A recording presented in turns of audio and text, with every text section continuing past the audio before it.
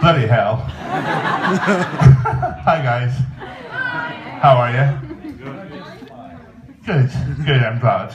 Okay, I'm Kristian, as you all know. So I'm just going to let you ask me questions, really, because it's more exciting that way, really. So, who has questions? Hodor was not hard to learn, just so you know. And what else are you going to ask me? My favourite character in the story. Go ahead. That was his question. Do you wish you had any more words to say than just your name? Yes. Yes and no. I mean, I don't think the character Hodor would be the same if he said all these words. Oh, thank you so much. So I don't hit my head. I feel like I'm inside dialect. Anyway, yeah, I don't think the character Hodor would be the same if he spoke a lot. I always said that my death scene, I would like it to be really obvious that Hodor was going to say something different. He's going to say like, and then like a piano to fall on him. So you never find out what he's going to say. So yeah, it's going to be really important, obviously. But no, I'm happy just to say Hodor for Hodor. So thank you. Any other questions? Let's see here.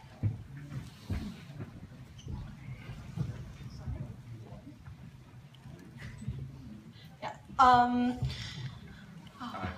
Hi. I really don't know how to put this, but is it hard to because the only thing you say is Hodor. I mean, and other actors, you know, they can like express how the character feels. Yeah. So is it a bit harder to express how you feel, the feelings from just saying Hodor? Yeah, I mean, you know, it's a thing I get asked every day. People either say, God, you must have the most easy job, or you must have the most difficult. People say it in different ways. But we work with really incredible directors, and literally it's ridiculous sometimes. I remember on season 4, close your ears, Sophia in particular. She's only seen season 1, what is that? Boo! Get out!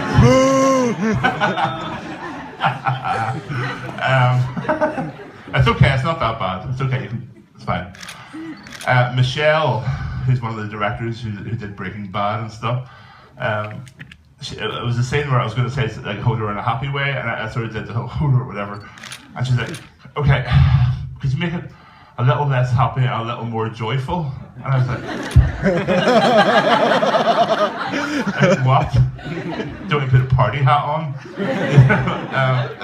They're very subtle, so really I have to very carefully control my body and face, and sort of really be aware of what's happening around me. Yeah, I can imagine it's sort of hard to actually make it sound like, how to find the right sound of... Yeah, I mean, it's not, that's the difference in Hodor in the books and Hodor on the show. Yeah. Because I think Hodor in your mind is different to the way I've portrayed it. Because I have body language, Yeah. you know, and it's more about facial expressions and body language than it is about the word, Yeah. to be honest. Yeah. Because I can say like, Hodor. I can say, well, it'll be a very long half hour. Stop, Hodor. I talked with you for a second ago, and I forgot to ask you. Oh. Yes. I forgot to ask you about. You said you were playing World of Warcraft. Yes. Forgot to ask you about your Hotmail, so we can add each other and play. It's no fucking way. I'm not. There's children here. Oh. You're in Sweden. Oh, that's alright. You all swear like troopers. I have this. Does everyone in Scandinavia play Warcraft? Yep. Yeah. Hands up who plays Warcraft. That's a fairly high percentage. I thought it was questioning something, but... We can talk about Warcraft all night if we run out of questions, seriously. I've done a voice in the new expansion, actually. Ooh. Not everyone knows that. I'm actually in the game already. It's in the new Black Fathom Deep. There's a character called Executioner Gore, and that's me. Wow. It's actually a huge deal for me because I spent basically the last 10 years of my life swallowed in that game. So. Anybody else? Anybody else? No? Real close. I basically just want to ask you, what is the most enjoyable thing about playing Hodor? Honestly, it's the cast. It's the people I get to work with. You know, I've done other productions, a few other productions, and I've done live work and stage work, but I don't think, I'm sure James will agree with me if you haven't fallen asleep, that it's a very special group of cast. We are genuinely friends, and we travel, we do these conventions together, a lot of us, and yeah, I mean, we don't all act together, we all have different parts of the world, but it really feels like you're going to like hang out with a couple of friends. You know, we're really lucky. So that's definitely the best part.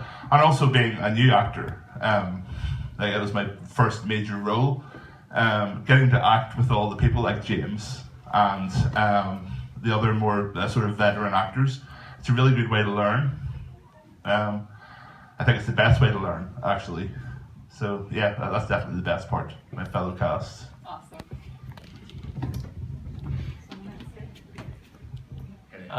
Hello again.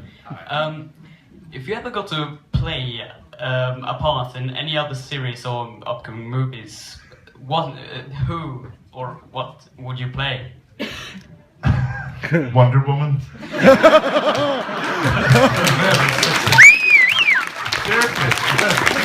I mean, you didn't say I had to look like Wonder Woman. I mean, I'd be a very, very scary Wonder Woman. Make a wonderful Wonder Woman. I would make a wonderful Wonder Woman. Yeah, there's actually a backstory to this, but I'm not going to go into it now.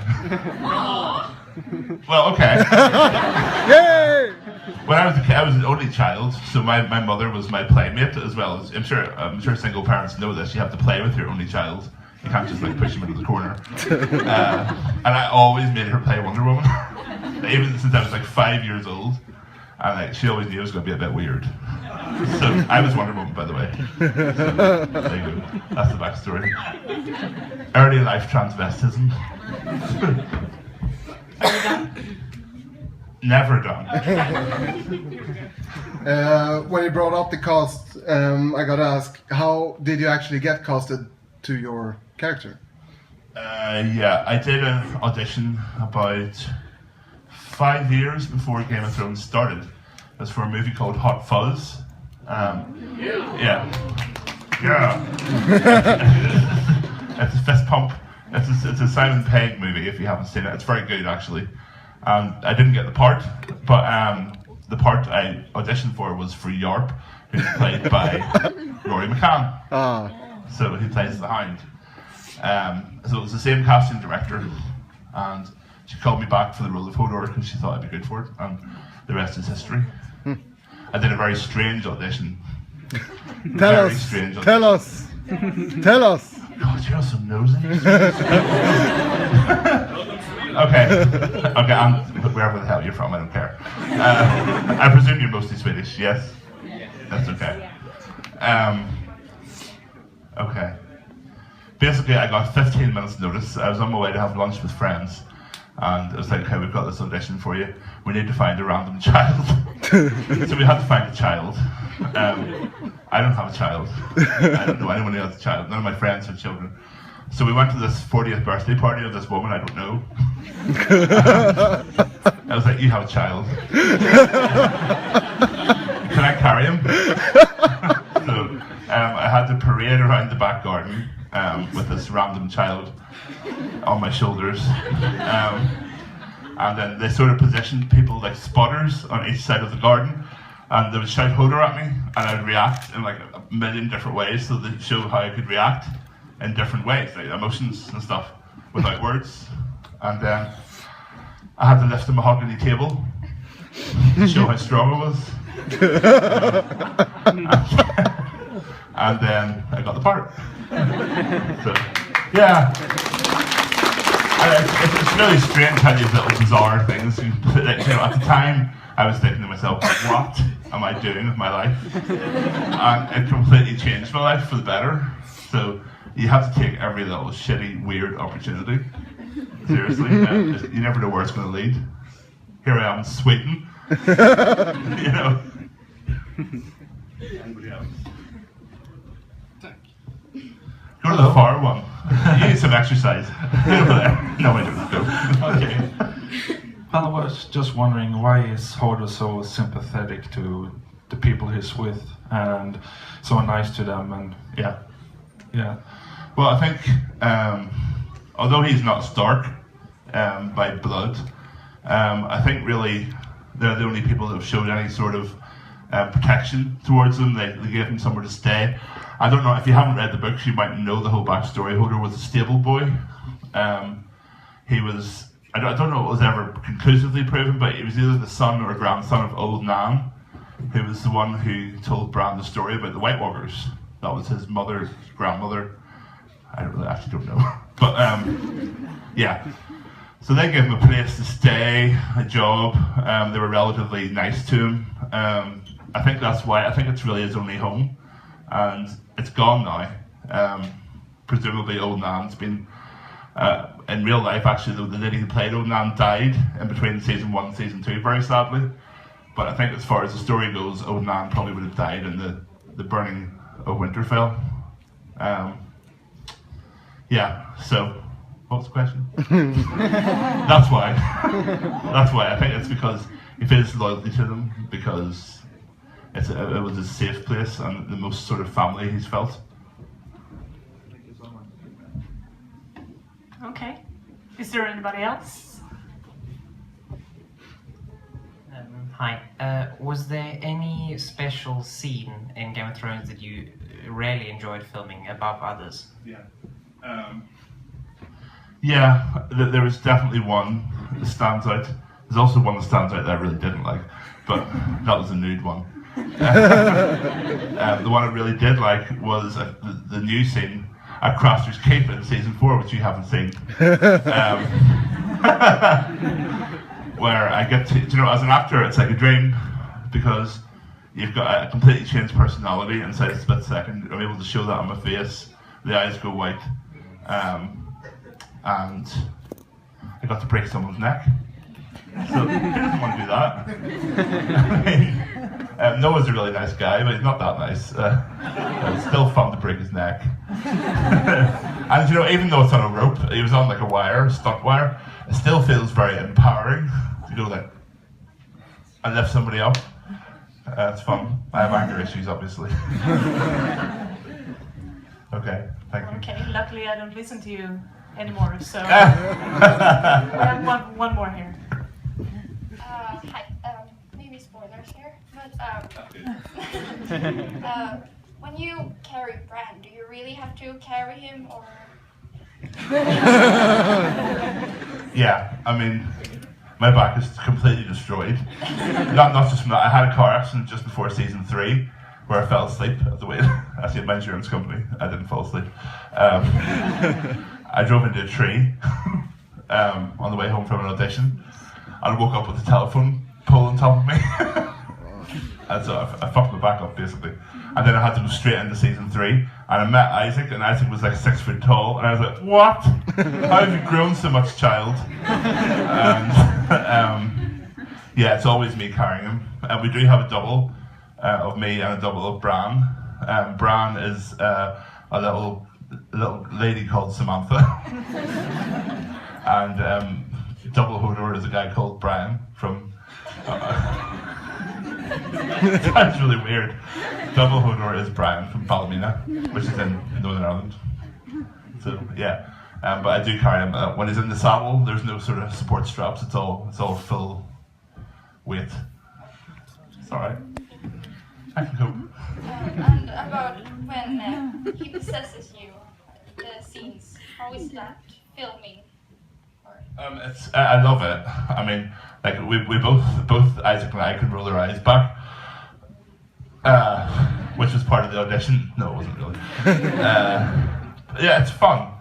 I mean, we've done 3 work scenes now, and yeah, initially we weren't going to do the eye flicker thing, but I was kind of like, yeah, let's do the eye flicker. I thought it was really cool. Yeah, they're definitely my favourite scenes because obviously Hodor is really placid, and it definitely gets I get to show a different colour to his character, even though it's not really him. I get to play somebody else in essence. I hope someday that Bran can actually talk through him. I wouldn't be surprised. I don't know anything, by the way. I wish I did, but I don't, fortunately. Thank you. Who's next? Do we have one here? Hi, how you doing? I'm wonderful.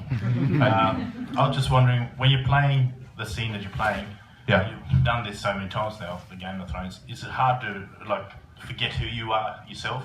You know what I mean? No, it's actually it's harder to snap out a character sometimes. You know, it's weird because being Hodor it's an 100% commitment, really. Like I don't want to be thinking about what's happening or what I'm going to have for breakfast or, you know, I wonder what I'm going to do tonight when the scene's over because it'll show in my face. So I really have to sort of commit to what's happening. And sometimes when the clapper goes down and they like cut, I'm literally like, oh. Okay, I'm back to being Christian again. So maybe that's just schizophrenia. But I think it's the best way to do it. Anybody else? No. He's always reliable over there, I like that. From Game of Thrones to you personally, is there any way to catch your DJ tour around here in Sweden? We don't have anything booked in Sweden yet. What's happening is I started in Australia. I don't know if you know about this, but I'm a DJ as well. I'm not like Paris Hilton. I DJ'd 20 years before I was ever an actor. So I can't actually DJ. Obviously Paris can as well. But woo! Yeah, but she gets the money for it. Like fair play to her, she gets the money. You know, she gets more than I do. So I started to do this DJ tour. It was going really well, and a PR company got involved, and they were like, maybe we should sort of match it up with Game of Thrones, and they called it Rave of Thrones, whatever the hell that means. Yeah, it's a terrible name, but it seems to have caught on, so people seem to like it. So I sold out a tour entirely of Australia, all the cities, once, twice, some of them. Couldn't believe it, honestly. I felt so lucky. Came back to England, every single venue was sold out, thousands of people. And now I'm going to America. I just did Times Square, did Boston, both completely sold out. And like, you know, I'm not saying to be big-headed. Like I'm literally the person standing there going, "Why are these people here?" You know, it's just me. But yeah, and then I'm going back to America now for like a 30-day tour on either side of Christmas, and then I'm coming back to Europe. So I'm going to try and do some Scandinavian dates. But that's not how we don't book it that way. It's people get in touch with my agent. It's not as if I go, yeah, I want to do Sweden. You know that, because I do want to do Sweden. So we'll see what happens. Get in touch with your local promoter and say, get Hodor on the podcast. And I'll be here. I don't know if you're getting tired of Kristian here, but we have time for one more You question. couldn't be as tired of me as tired as I am of her. I love you. I see you in Stockholm. She's going to kill me.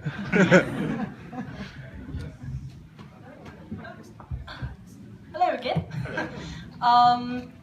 It's quite funny that you first auditioned as Jarp, who only says Jarp, and then a one-line character. yeah, and then you say. But my question is, because this is your first time in Sweden. Yeah. Yeah. Have you been able to live here, like experience Question's getting anything? slowly more dramatic. The music swells. Have you been able to experience anything typical Swedish or anything except from us? I think you are typically Swedish. I could get more typically Swedish than all you lot. I love Sweden. You know, I probably shouldn't say all this shit, but I'm going to say it anyway. I love organisation. I'm a bit OCD. And I always thought I would love Scandinavia. And the minute we arrived at Copenhagen Airport, right, if you go to Heathrow or you go to like JFK, people are stopping at the luggage belt and they're like, "Oh, where's my case? Where's my case?" And everyone's like shouting and screaming. And like in Copenhagen, everyone's like this. This is where I want to be. It's amazing. I love that shit. And the food is amazing. I've had probably the best steak, although apparently my friends had a better steak than that last night, so I'm not very happy about that. The food is incredible. The breakfast buffet is incredible. Basically, my Swedish experience is luggage conveyor belts and boiled eggs. That's our experience too. Oh, really? No, I really like it here. I'm coming back to Stockholm in a month, and I can't wait to see Stockholm as well. It looks really beautiful here, but unfortunately I'm not really going to have time to see it. But I'm going to take an extra day in Stockholm, and I'll see it around me. So I'm very excited about that. Okay. And one more question is, what kind of... do you have any particular music that you listen to? Any special music that you... Because I know you're a DJ, but... The music I listen to and the music I play are very different. When I listen to music, I'm a guitar player as well. I play like metal. That's completely the opposite of what I DJ. I like extreme music. Some people wouldn't call house extreme, but I'm really into bass lines. So when I play house music live, I like there to be a really intense bass line. I like intensity in music, whether it's metal or house or even classical, but just not country. I don't need no achy breaky heart. Okay, thank you. Thank you. Thanks. So I sing now. Yay! No one wants that. No, I think we should wrap this up. And even I thought this was very interesting. How about you? How about you guys?